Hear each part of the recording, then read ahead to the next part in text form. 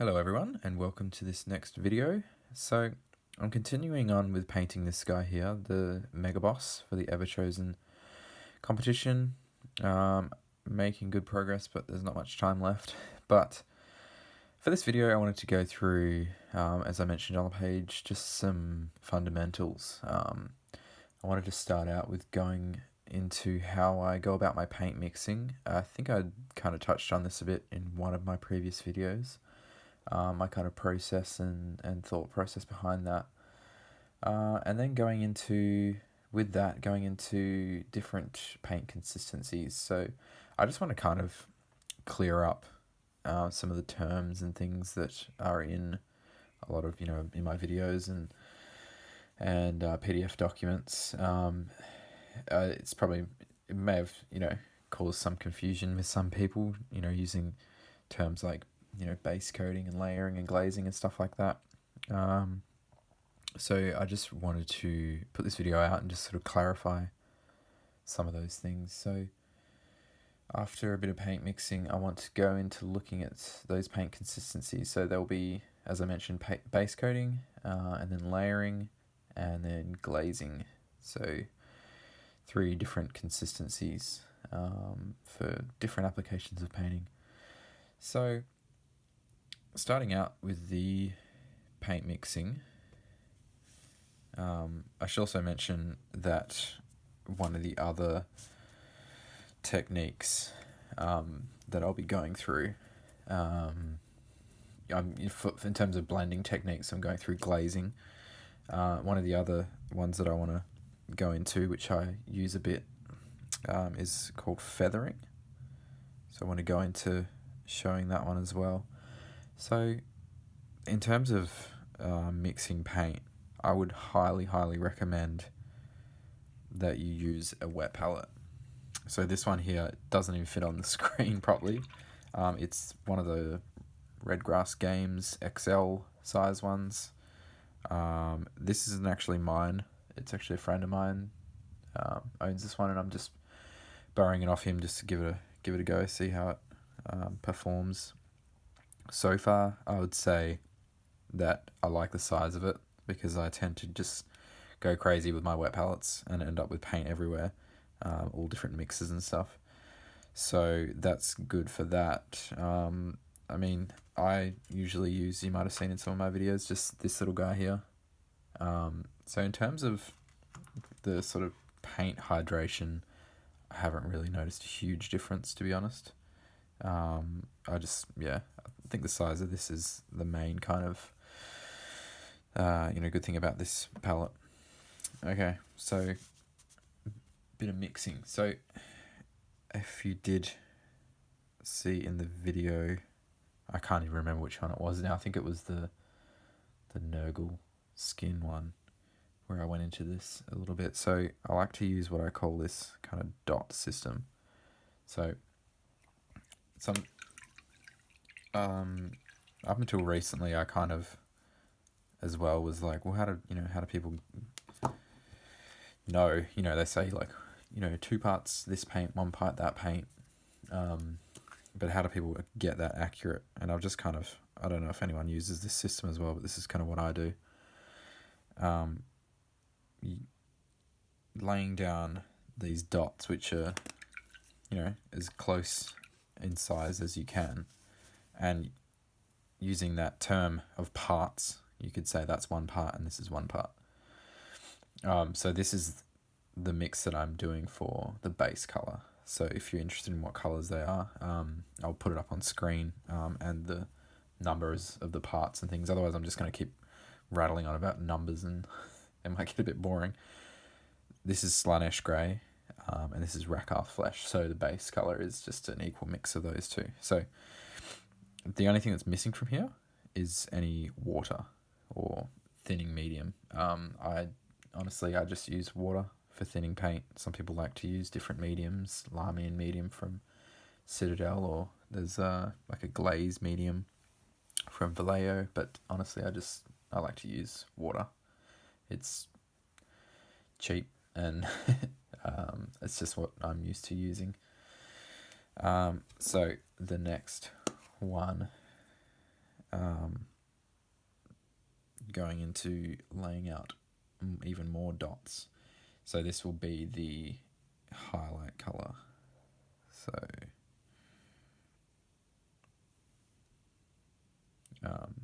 so when I go into the different consistencies, I'll start laying out the water, and the obvious thing to do here is to lay out a dot that's a dot of water that's the same size as one of these dots here, so that you're getting an accurate measurement.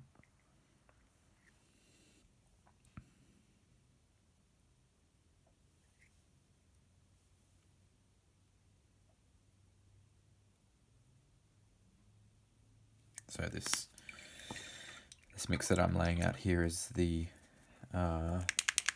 first highlight mix, which will be a layering consistency.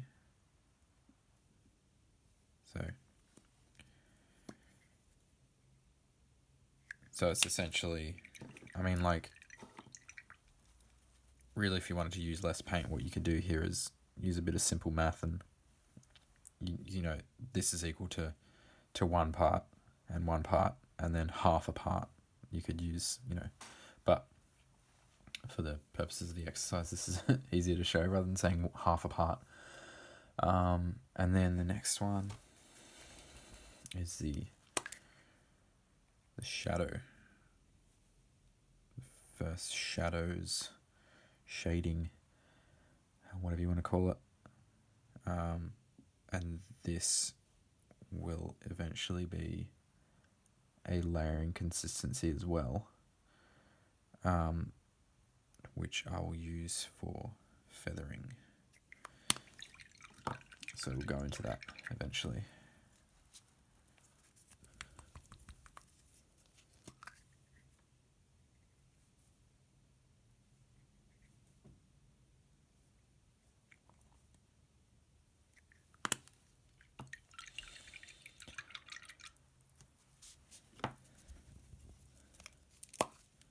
So, again, Slaanesh Grey, Rakarth Flesh, and then I'm introducing a cool tone for the shadows, a cool hue, I should say, with Dark Reaper, and then just really darkening it up a bit by adding Abaddon Black. So there. Essentially, same thing, equal parts of the Slaanesh Grey, Rakarth Flesh, and then introducing this another hue here, which is shifting it to a cold hue, as I said, for the shadows. That's kind of the overall feel that I'm really going for with this guy.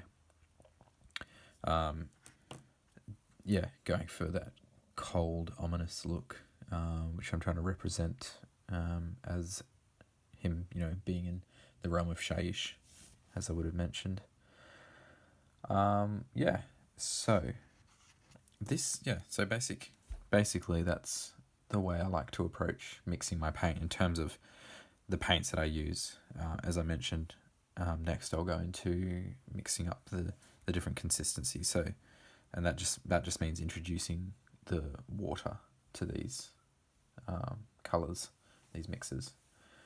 So I'll go on to doing that next.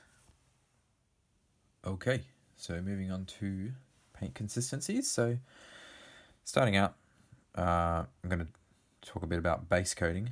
So in layman's terms, it's the thickest consistency of the paint, of a painting, a paint mix. So what that kind of means is my rule of thumb is generally around 4 to 5 parts paint to 1 part water. So if you wanted to be really accurate, what you can do is lay out another 2 blobs, and then you'd have 1 blob of water, to be more accurate.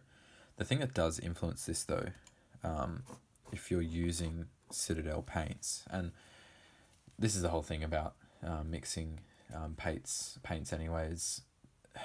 Paints from different companies have different thicknesses, the to do with the amount of medium to pigment ratio. And even in the Citadel system, you've got base paints and layer paints. So these are thicker than the layer paints, as many of you would know. So you are obviously wanting to thin these down a little bit more. Not a huge amount more, but a little bit more than you would a layer paint, because these already have a thinner consistency. So that's kind of a thing that influences how much water you want to add. If you were just taking, because I've got a mix, I'm probably not going to worry about it too much. I'm going to say it's kind of like halfway in between. So I'm probably going to add the equivalent of, going off 4 parts paint to 1 part water. But yeah, you'd want less water added to this one than you would that one. That's kind of self-explanatory, I guess. You'll notice, if you've been painting for a while, that they do behave differently, the base paints and layer paints. Not a huge amount, but it is just something to think about. So, yeah, so a base coat color, base coat paint, as a lot of you would know, is kind of the foundation color. Usually the way I approach my painting, for this exercise, we're going to be painting the skull, the zombie dragon skull. I've used, some nice purple tones, and then sort of dulling it down with the Rakarth flesh, going for that kind of, Shyish being the amethyst realm, kind of working in some slight purple hues to some of the, indigenous creatures of Shyish, if you could say that, a zombie dragon. The ghoul, I've worked a little bit of purple into that as well, so that's beside the point though. So moving on. So what I always like to approach is with laying out your base coat as a mid-tone, and then you're working up to your shadows, your highlights, and then down to your shadows. So laying out a mid-tone gives you a good look at, the overall feel. It will be influenced obviously by your highlighting and shading, but it's kind of laying out the main color that you want to see that part of the model looking as. So as I said, going off of a roughly 4-to-1 mix here, I'm essentially going to add, just a small amount of water to that one. So going off something like that.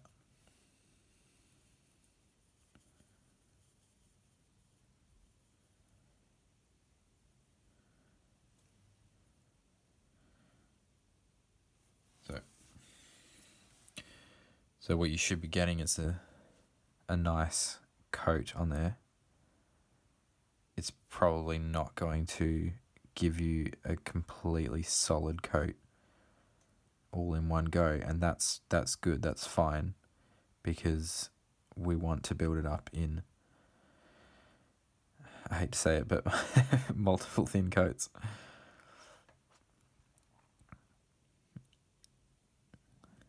So I will go over and paint the whole skull in this base coat, and I will probably film it, but I'm going to speed it up so you don't have to sit there and watch me just doing a base coat.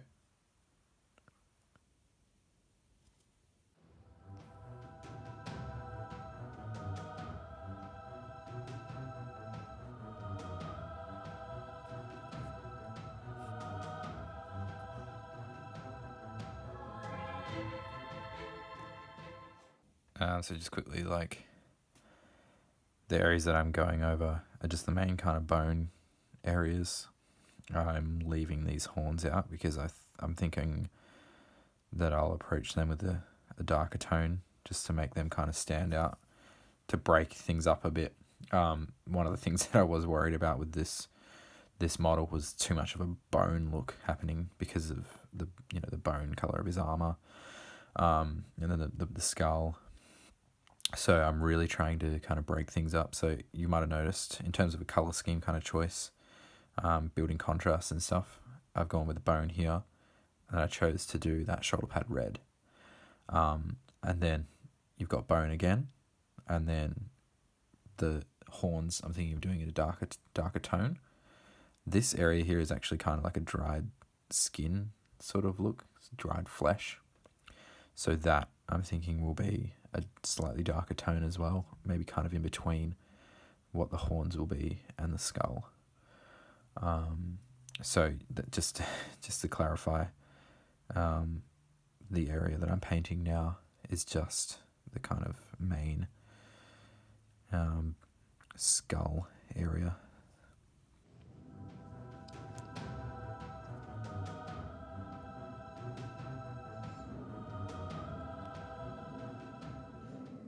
The other thing about base coating is things will get a bit messy. As you can see, I'm not like getting it on all of the surface that I want it to be on. It's kind of going over a bit, and there's not really that much of a problem, to be honest. You can kind of afford to be messy at this stage. It doesn't really matter too much. One thing that I like to do after I've painted in a surface is to, before moving on to another surface, is to repaint it black, just so that you're going back to the original kind of foundation of what, that part that you're painting, just to get everything a bit more unified. Because if I was to just get this color all over, say, these leather straps here, which I'm wanting to be probably a dark tone like I've used on the straps already. If I was to do that on there, what would happen is that I'm working over with those browns onto a lighter base coat, or prime layer in a sense, because the priming layer was black, and I'm going to end up most likely I'm going to end up with a lighter looking tone of brown here than I have on these areas, which I did over black. You see people undercoat models in white, and that's because the white underneath really helps to make more vibrant colors really stand out. So going back over with black is always a nice thing to do, and it just kind of neatens things up a bit before you move on to the next stage, which is just, I don't know, maybe that's not that important, but it's just kind of this meticulous thing that I like to do sometimes.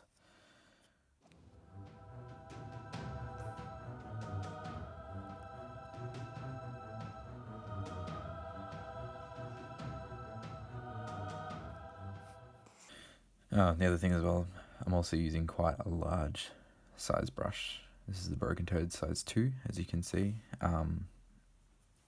Obviously this is quite a large area on the model, so you can get away with using a decent sized brush like this, but I just find with base coating, you want to get a nice, clean, consistent layer, so having a nice, more robust sized brush head, you just end up with a nice, a much more consistent layer application.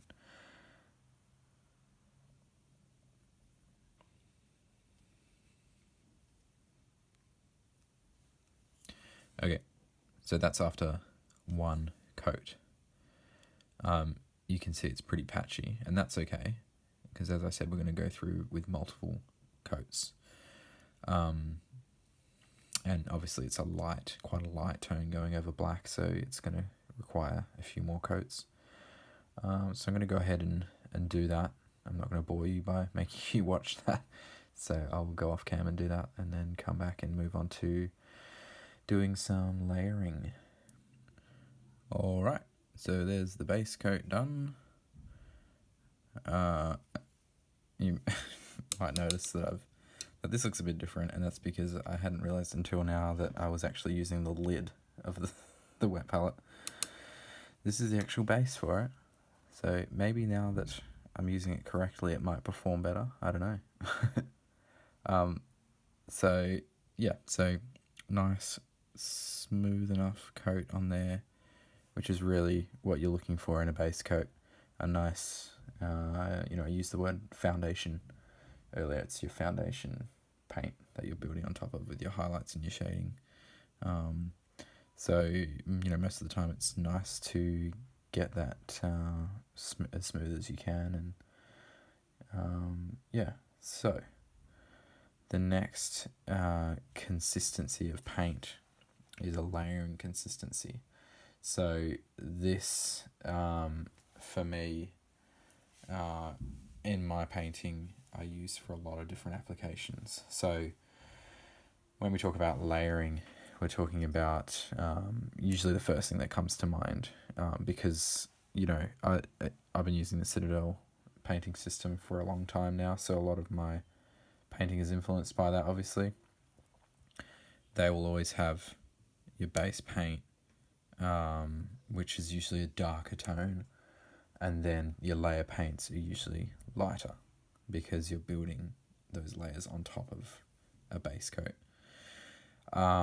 So if you're using the Citadel system, you'll want to mix a paint to this consistency that I'm gonna show, and then literally you can layer it up, and with each layer you're wanting to have some of the previous layers showing.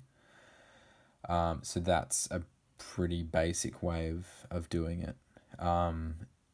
Some of the other applications, as I mentioned earlier, the feathering technique, which is a blending technique, which I'll show a bit later on.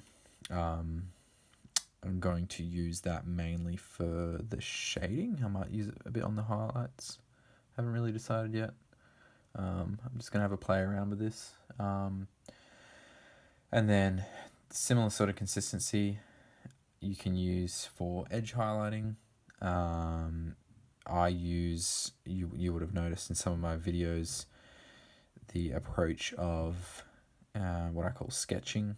A lot of artists call it sketching as well, and it's basically just laying out the kind of tonal variation, if that makes sense.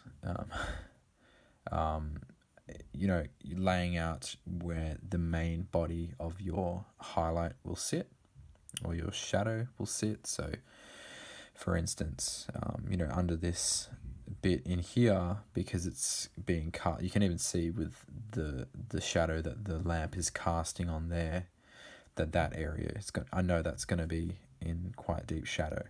So I will take that shade paint, which would probably be this one, and I would apply that with a layering consistency to get a nice bold shadow in there.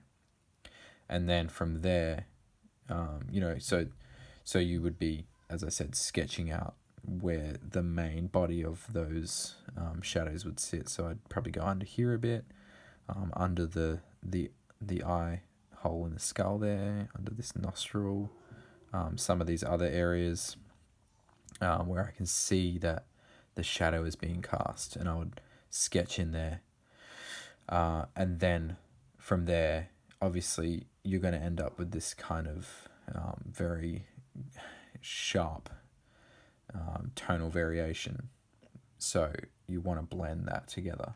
So what that means is essentially you can take the same color and thin it down even more, as I'll go into later, into a glazing consistency, which typically has twice as much water as a layering consistency would have. And as I mentioned in the videos that I've done previously, I think it was the Nurgle skin particularly was sketching out the main body of the color, and then using the glazing to tie it all in to smooth out that big tonal jump between the shadow and this base color. I hope that makes sense. So that's one of the main things that I use layering for. I don't really paint in the heavy metal style a whole lot. It's something that I would like to play around with a bit more, and you might see something soon. I'm not making any promises, but I would like to paint something in more that style where there is a bit more of a sharp tonal jump, quite stark, edge highlights, and quite sharp layering. So in terms of the amount of water that we want to add, generally I go for something around 2 parts paint to 1 part water. So twice the amount of paint to water. So, I mean, if you couldn't be bothered doing the maths here, obviously, I've got 5 parts of paint here, so I want to add 2.5 parts of water. 2.5 parts of water. Or, if you can't be bothered doing the maths, just go, okay, I've got 2 parts here, so I'll just put 1 there, so I know that that's half. And then another part there. And then another part there. Or half a part, sorry. Because we want 2.5. And then obviously mix those together.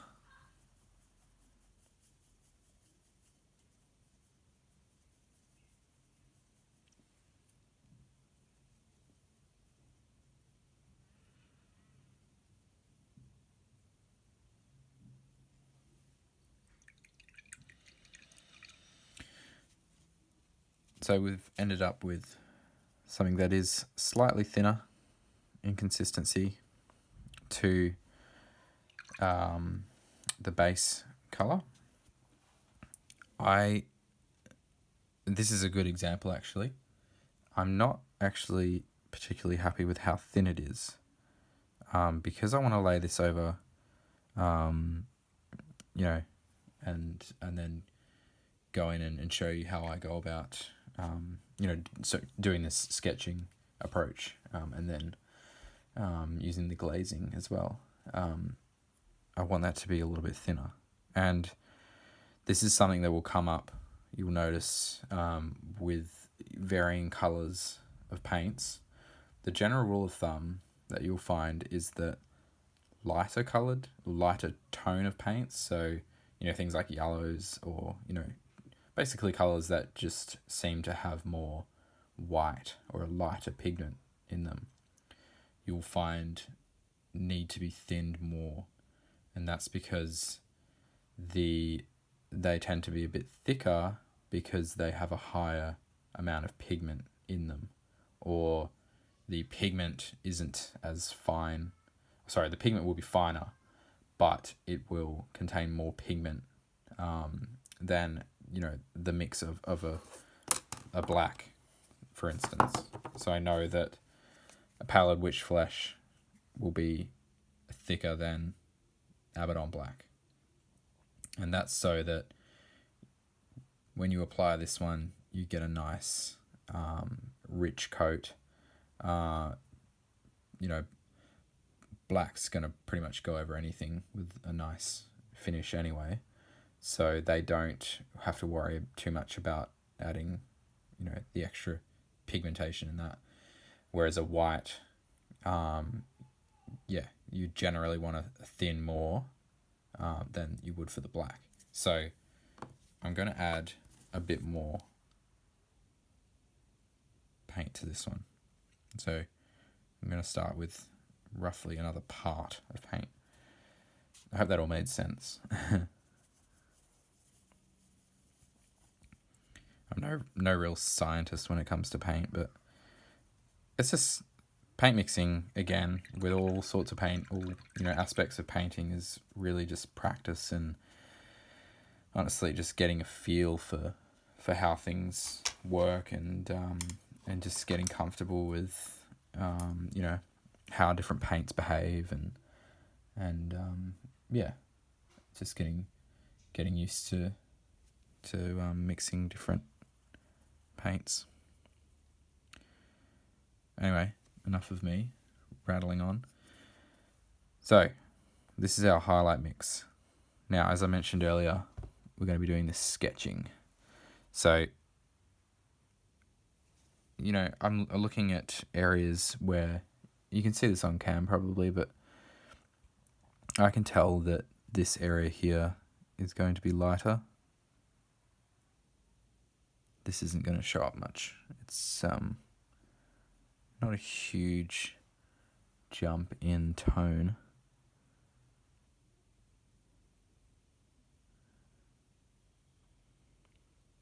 But I'm going to be adding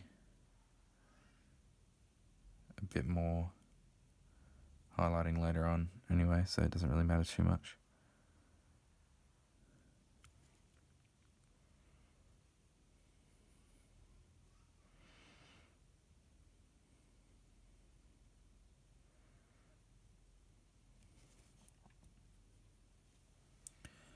So, I mean, I don't know if you can really tell there. It's a bit hard to tell on the camera. But I'm just laying out this paint here. So I know obviously this area is right on top, right where the sun will be shining on top of the skull there, if there are any suns in Shaish. Guess there probably would be.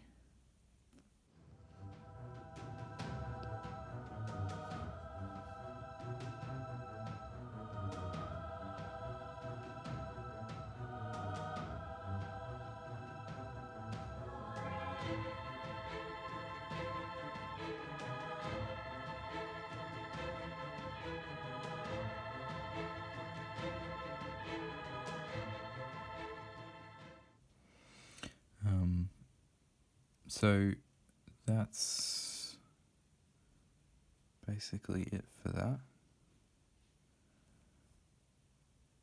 Apologies that it's not really showing up on camera. I think it's just to do with the lighting. Obviously a lighter paint will reflect more light, so it kind of just ruins how it kind of shows up on camera.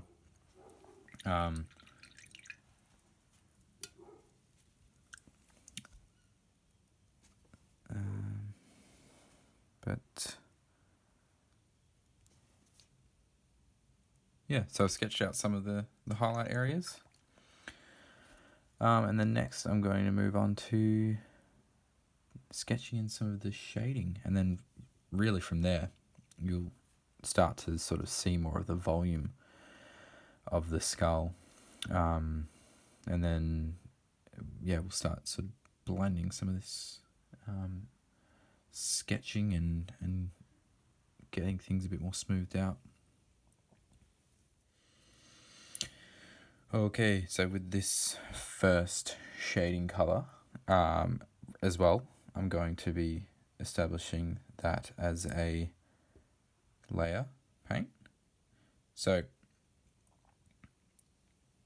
I've got 9 parts of paint here, so I want to add 4.5 parts of water, because I'm going off that 2 parts paint to 1 part water ratio.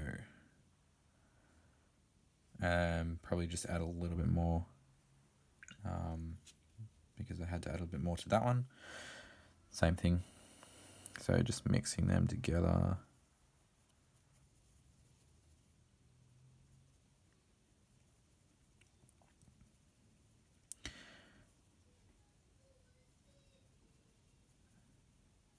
So we've got ourselves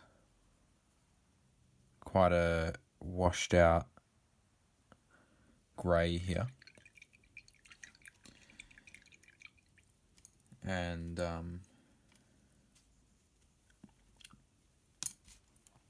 so we're going to start layering that in a bit.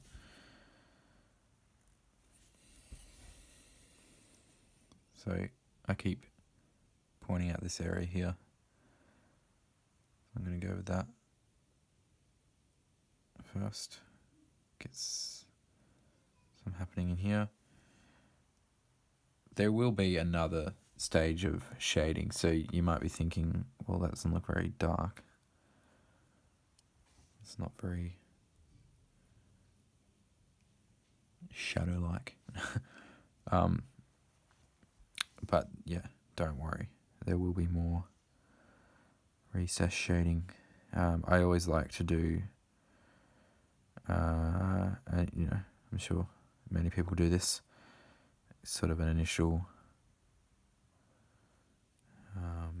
colour for shading, soft shading, if you will, and then really try to intensify the shadows with a much darker tone. I'll go over that later, but that's going to be just a mix of the Dark Reaper and Abaddon Black. I might actually introduce a bit of purple into that as well, just to get the purple incorporated a bit more.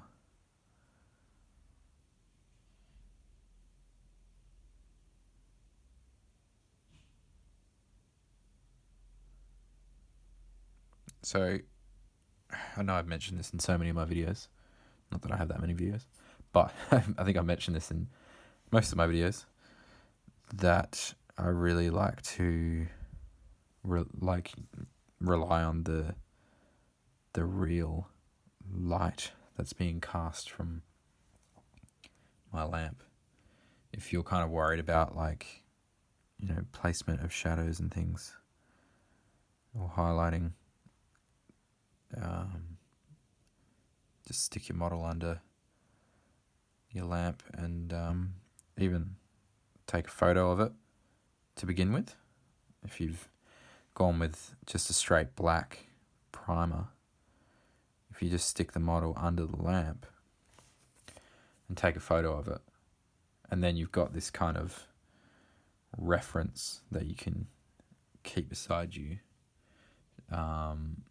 to check on as you're painting and kind of reassess how you're approaching your shading and highlighting, and you might notice there's an area that you might need to apply a bit more highlighting to, because that's what it looks like in the little reference photo you've taken.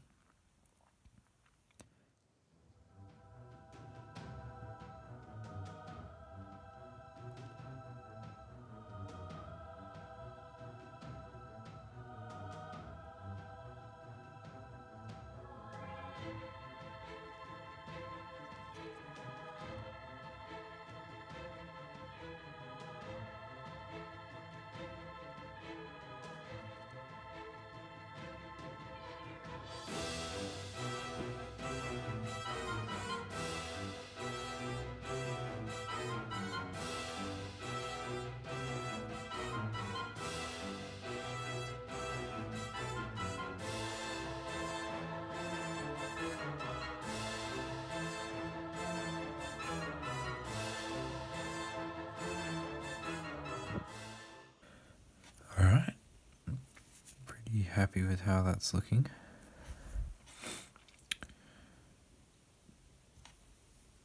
So I think now we'll move on to doing a bit of glazing. Just to blend that sketching, neaten things up a little bit. So we'll move on to that. So, moving on to glazing. So, glazing is basically building up a very thin paint in lots of layers, or a few layers. So it's basically thinning it down to a milky consistency. I usually go for about equal parts paint to water.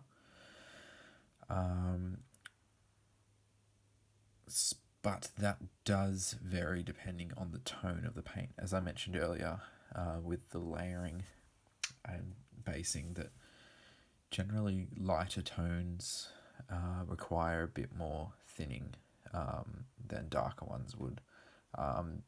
Same case with glazing. The reason why this helps out a lot with glazing is that if your paint's too thick and you try and glaze with it, it can give a bit of a chalky look, and it just generally doesn't help a lot with creating a nice blend. Getting the paint a bit thinner, building it up over more layers helps to just really give it that nice smoothness that we're looking for. So, as I mentioned, equal parts paint to water. So I've laid out the same mix as this one here, which was the soft shading that I was doing. So I'm going to go ahead and mix out the obviously there's 9 dots there, so I want to be accurate, just to lay out.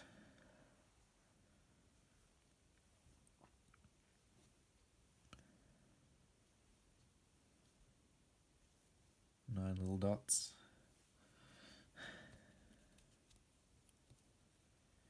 And then if you're mixing larger quantities like this, I'd recommend just using a cheap old brush.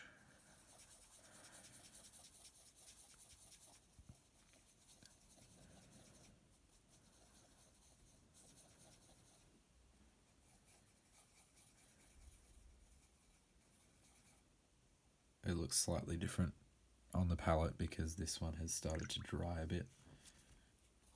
Paints will generally take on a darker look as they dry. So as you can maybe see on the palette there, that it's slightly thinner than, well, it's a lot thinner than the layer paint. And in terms of the application, the idea is to, as I said, building it up in thin layers. So you want to load up your brush a bit and you want to wipe off a lot of the excess. I usually just wipe it on my thumb just because it's nice and close. You can wipe it on a bit of paper towel or whatever. And then just applying it to the model, what we're doing basically is pushing the pigment towards, where we want it to accumulate the most. The thing to remember is that when the last point at which your brush is in contact with the model or whatever you're painting is where the majority of the pigment will be deposited. So we're always pushing towards where we're wanting to build it up the most. Obviously, if we're working with a shadow, a shading, pushing it towards where you want it to be darkest. If you're working with a highlight, pushing it towards wherever you want it to be lightest.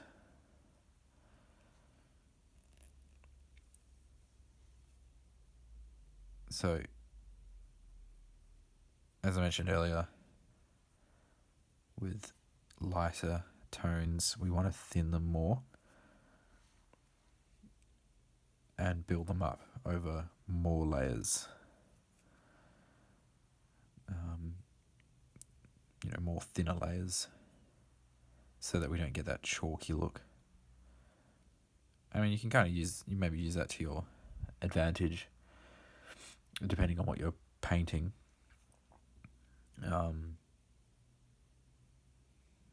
But if you want to get a nice smooth blend, we're looking for lots of very thin layers.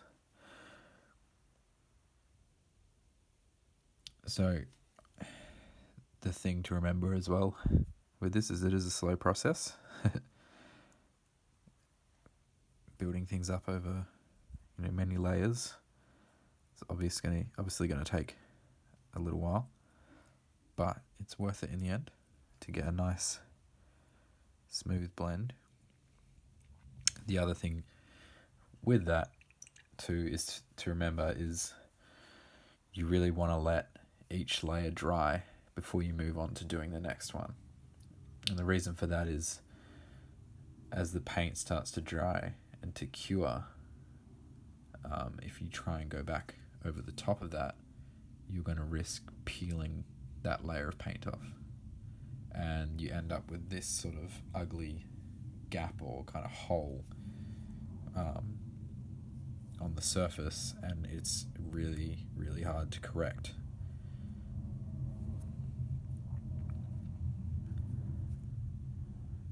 You may find that when you're doing some areas, you might not even need to wipe any excess off. You can just kind of go straight onto the model and start glazing. I find that that's more the case for darker tones. Whereas with lighter tones, and especially working with white, for the highlighting for this, I'll probably be using Pallid Witch Flesh, which is getting close to white. It's basically an off-white. I'm probably going to thin that more and work more cautiously with it, because I want it to be nice and smooth. I don't want to risk things looking too chalky, or even when you're laying on thick layers of paint, building paint up to thick layers, you risk losing detail in the model as well. So you want to just slowly build it up.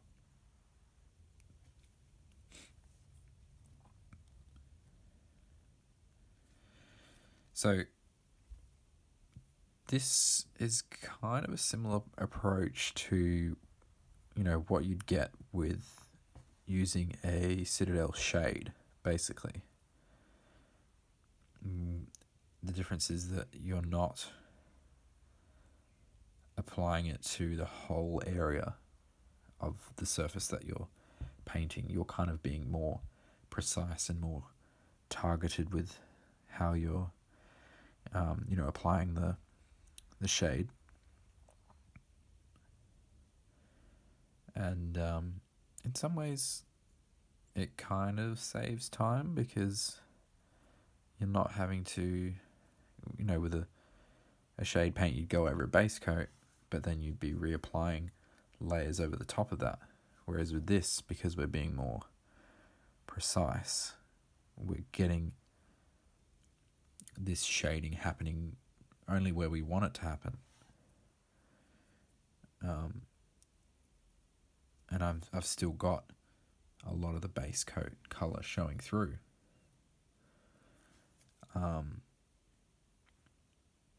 So that is a benefit of using this technique. This skull is obviously quite a textured, varied kind of surface. So maybe not the best kind of part to show glazing and blending on, but you can use this approach for painting power armor and stuff like that if you're not using an airbrush to get your blending happening. You can use this technique.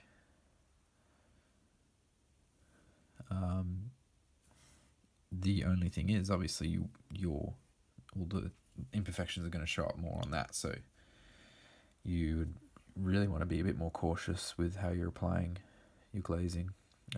Like I mentioned, building it up over even more layers to make it even smoother.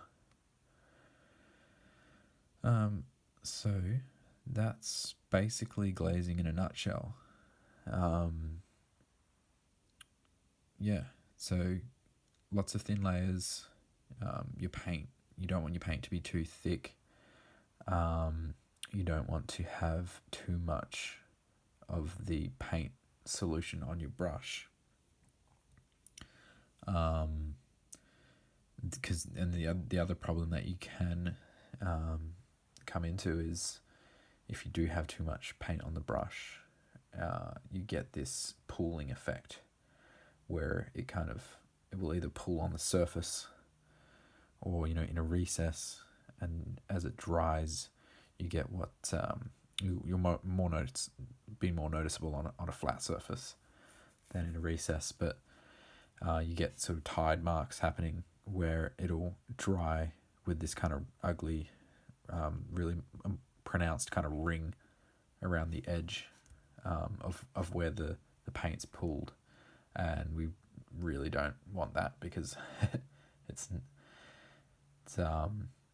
just looks like an imperfection, and from there it's kind of hard to correct. So that's one thing to be mindful of. You may have noticed as well, as I was applying the glaze, that I like to use the way that I hold the brush. I'm not doing small strokes, going this way. I'm using the flat of the brush, holding the brush parallel to the surface, in effect, and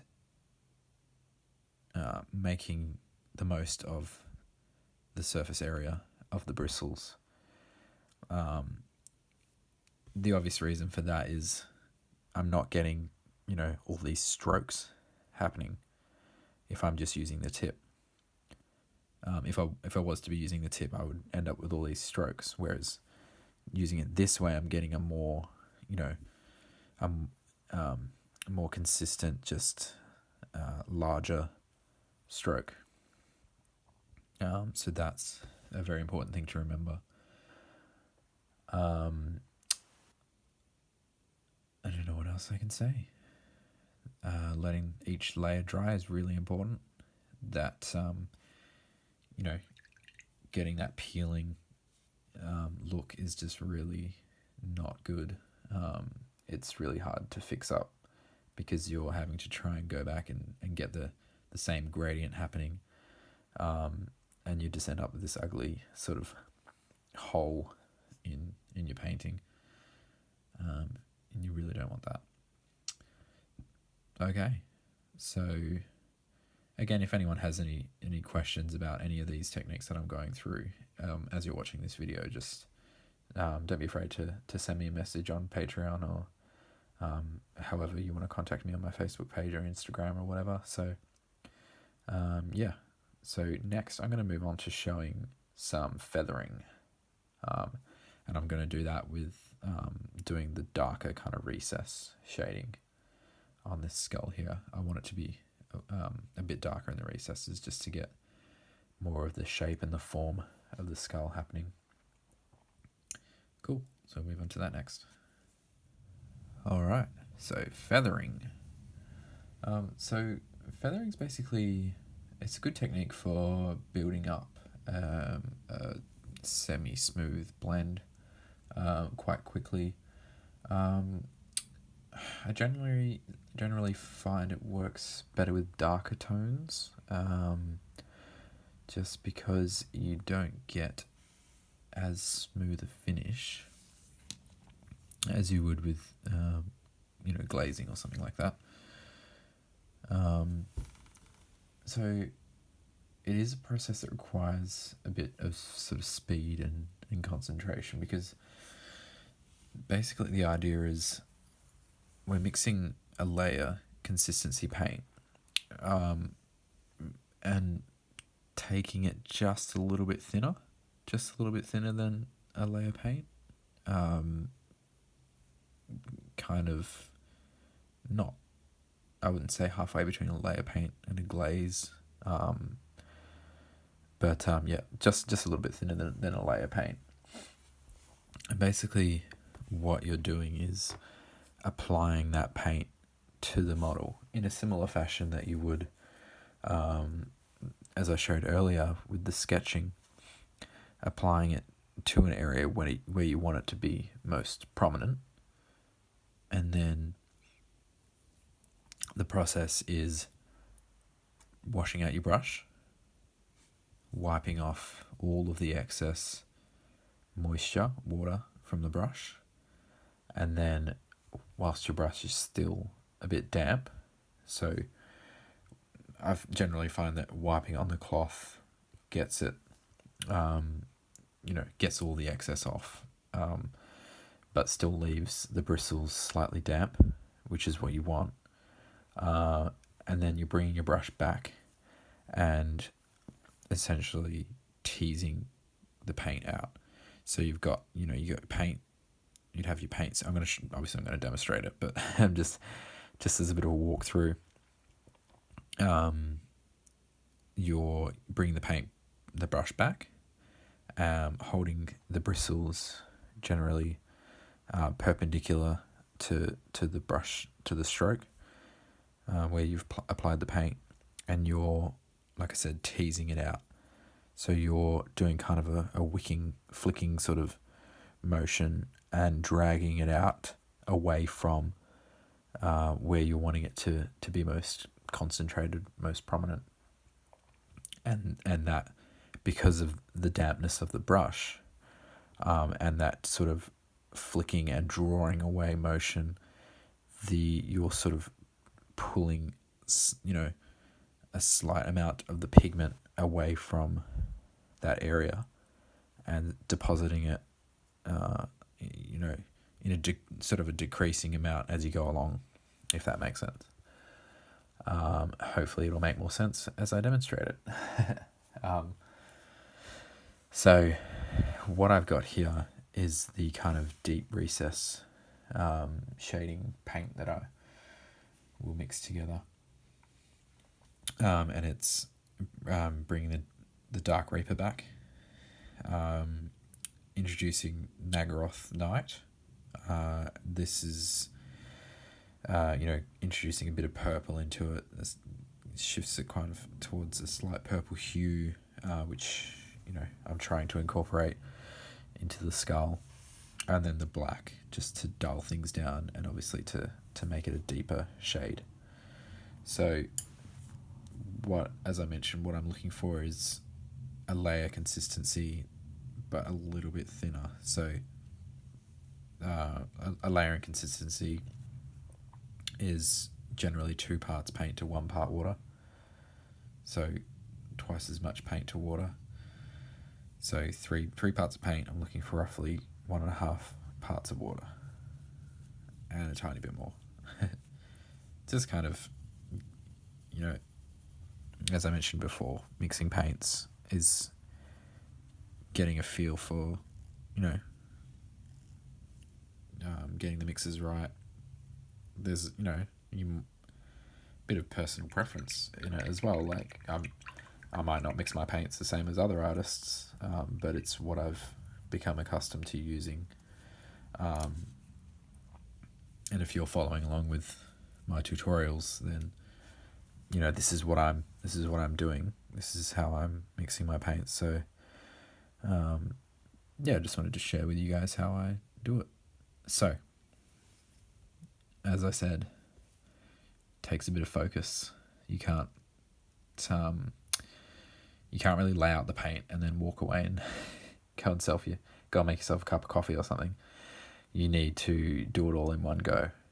So obviously, as a bit of housekeeping, keep your paint pot close, and just a bit of cloth. I just use a bit of paper towel, so I keep that close by. So loading up our brush. You can layer this up in a sense. So if you don't get it right the first time, you can build up on top of it. So as a general rule, less is more. So I'm just going to apply. I'll demonstrate this a few times if I can find some enough area to do it on. But I'm gonna just focus on this little area for now. So, as I mentioned, applying the paint, washing out the brush to get rid of the paint, because otherwise it's going to, if I try and do that process as there's paint on the brush, it's just going to apply more paint than I want it to. So, no pressure. Applying the paint, washing out the brush, drying it, just so it's nice and damp still, and then just drawing it out. And you can see you get just a soft little bit of a blend coming out of it. So, as I mentioned, you can build it up. That's maybe not come up as quite as high as I'd want it to in the end. So I might apply another layer over that. But for now, let's do another go on another surface. So I want this to be quite dark under here as well. So I'm going to apply some here and draw it out across this kind of bottom part of the jaw here. You may have noticed that I also turned the model around, and that's because I'm right-handed. This is the way it's most comfortable for me to be applying it. So, why not work the way that you're most comfortable with working? Okay, so applying the paint. You got a bit of working time, but you don't want it to settle too much, because then if you try and drag it away, you're going to sort of end up with that tearing kind of look, and you end up with kind of a hard edge of where you've kind of torn it away and just basically kind of cleaned off the paint. So you may be able to, you can see it more on this part because that started to dry, but and kind of showing up there a bit more as well. Just a bit of a soft blend happening there. So I'll go again on this bit. Hope that you can see it easily enough on camera. So I'm going to make this a bit more prominent. So apply the paint, wash out the brush, draw it out. So you can see you got to be quick. You don't want to mess around with it. And same with glazing, you want to let each layer dry before you move on to the next. Otherwise, you're going to start peeling that paint away as it starts to cure, and it just ends up looking ugly. So I'm going to go off cam and just wait for that to dry, and then I'll show you that bit again. I don't want to go over it again now. Actually, I'll just go under here because I want this to be quite dark under here with that shading happening from the horn. So tackling this area, because I've got kind of a symmetrical shape, I want the shadow to be casting, coming out from the under the horn there. I would apply some here, feather it out that way, and then turn it around, apply it there and feather it out, rather than trying to do the whole thing in one go. So applying the paint, wash it out, dry it, then draw it out, tease it out.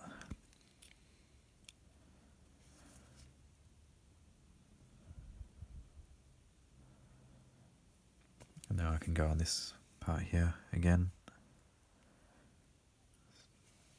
Strengthen that shadow a bit. So apply it, wash the brush,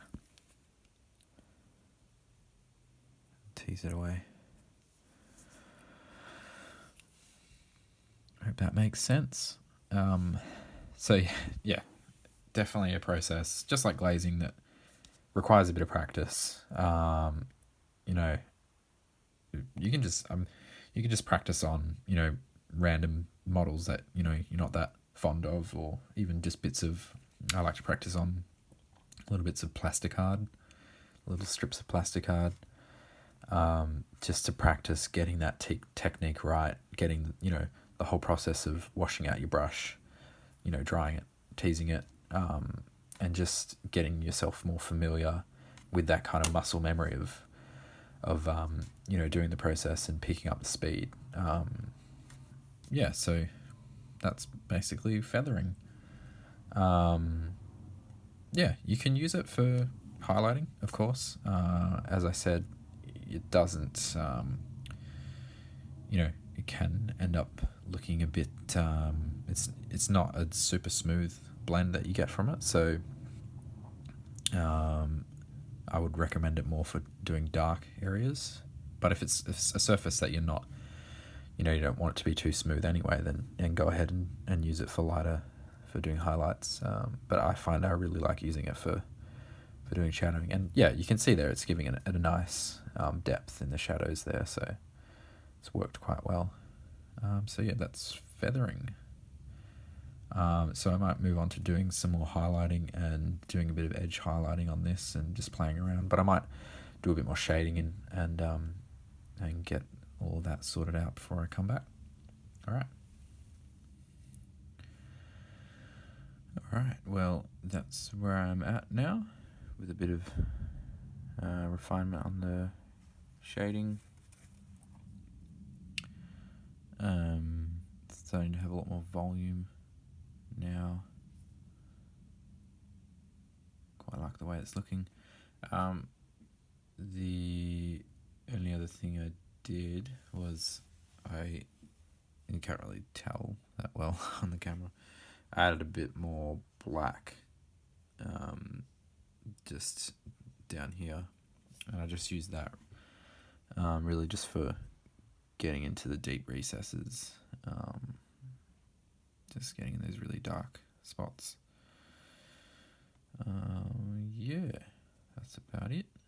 So I want to do a bit of highlighting now. I don't want to go too crazy with the highlighting because I don't want it to stand out too much. I don't want it to become too much of a focal point. I want it to be obvious, but really the focal point of the model is the face. I will, I think, revisit this model. If you're on my Instagram or my Facebook, I did say that when I posted up the pictures of this after I'd finished that part, that I felt that it kind of just blended into the armor a bit too much, so I might work on that a bit, fix that up a bit. Just try and get the camera to focus. So highlighting on this area. So I've gone with, this will be the mix here, which is Slaanesh Grey, Rakarth Flesh, and then introducing Pallid Witch Flesh in two parts. So I'm first off going to just mix that as a layering consistency. Again, 2 parts paint, 1 part water, so there's 4 parts paint, so there's 2 parts of water there.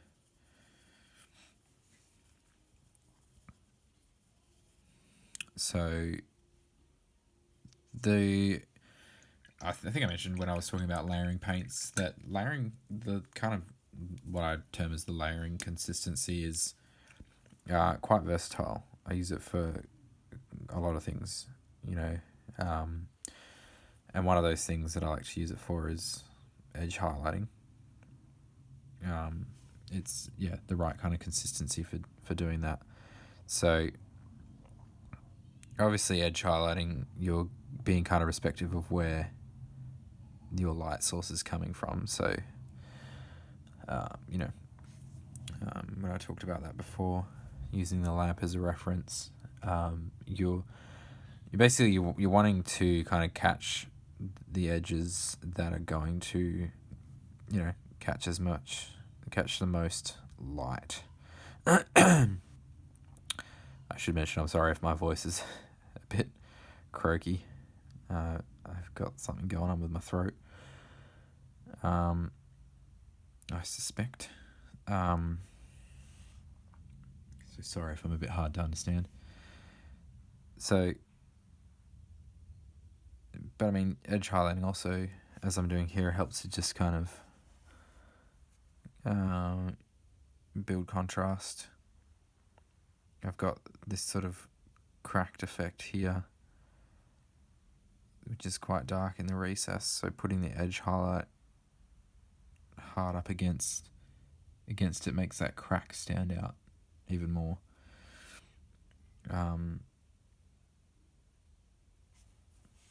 Obviously the kind of heavy metal approach for edge highlighting is I really like the look, but it's not particularly realistic when you think about it. They will tend to kind of highlight almost every edge on the model, regardless of sort of its orientation to where the light will be hitting. So they'd be highlighting underneath here as well, which isn't necessarily a bad thing. It's just it's not as realistic as just kind of trying to hit the top edges.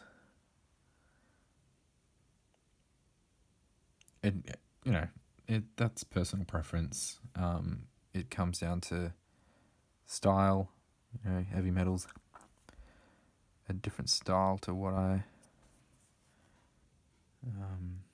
used to doing. So, kind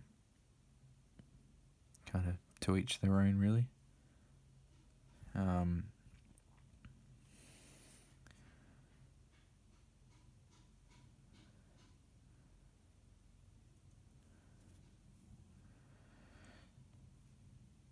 So what's nice with doing a bit of edge highlighting as well as depending on the surface that you're trying to kind of represent, is to try and introduce a nice little bit of texture. So what I want to do here is, obviously emphasize kind of some of the textures in the bone. So what I want to actually do here is, if it's going to focus properly, is just softly get some line work in there.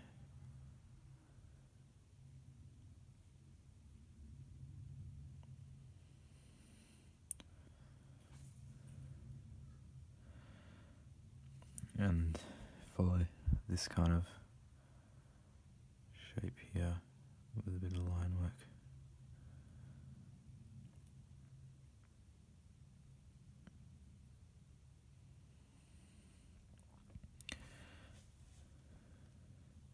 So, yeah, like painting miniatures is a lot about kind of,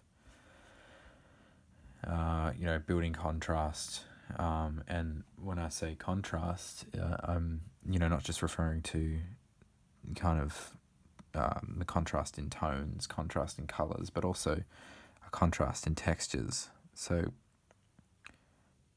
the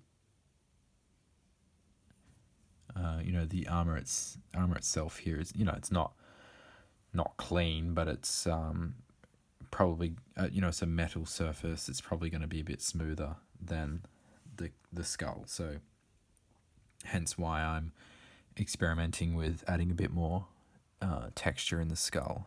I also like to do kind of just random, I don't know what you'd call it, but kind of a fidgeting sort of effect. Just kind of, letting the brush, using that kind of flex in the brush to create random marks. And kind of, the more random, the better. And getting that texture in there, rather than just having another, kind of perfectly smooth, nicely kind of blended surface, which, is nice for some textures, but it's nice to build a bit of variation in what you're doing.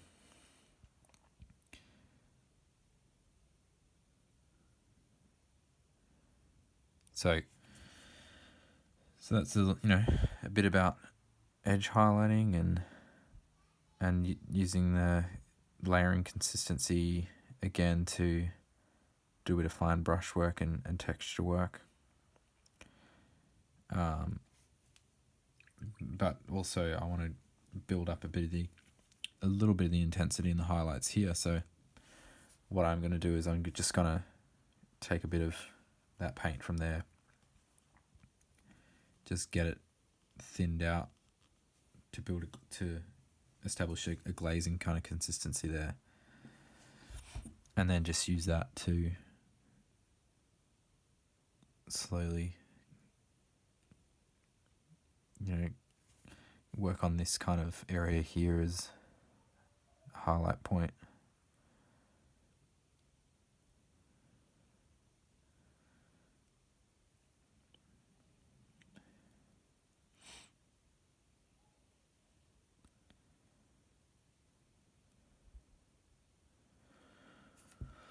Yeah, and honestly, this is why a wet palette is so good for painting.